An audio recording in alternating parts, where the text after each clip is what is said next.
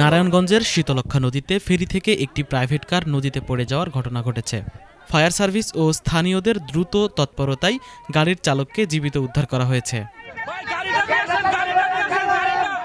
শীতলক্ষ্যা নদীর পূর্ব পাড়ের বন্দর উপজেলার নবীগঞ্জ ঘাট থেকে সদর থানার হাজীগঞ্জ ঘাটের উদ্দেশ্যে ফেরিটি যাত্রা করেছিল।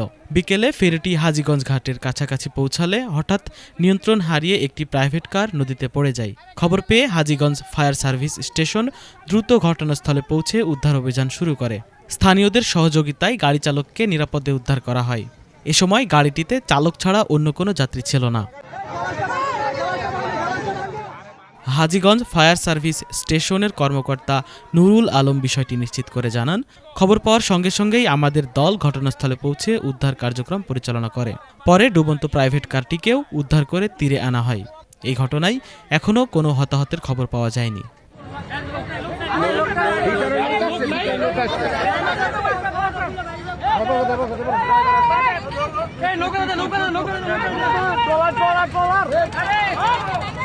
এইমাত্র নবীগঞ্জ ঘাটে একটি প্রাইভেট কার করে গেল।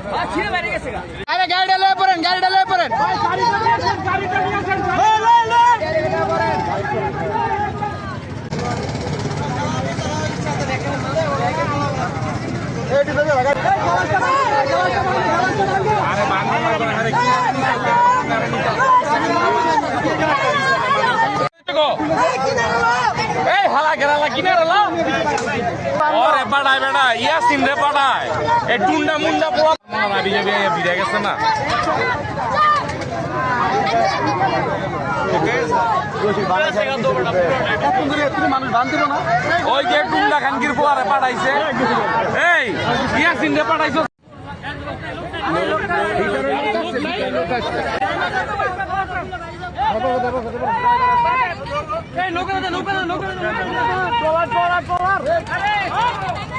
এইমাত্র নবীগঞ্জ ঘাটে একটি প্রাইভেট কার করে গেল।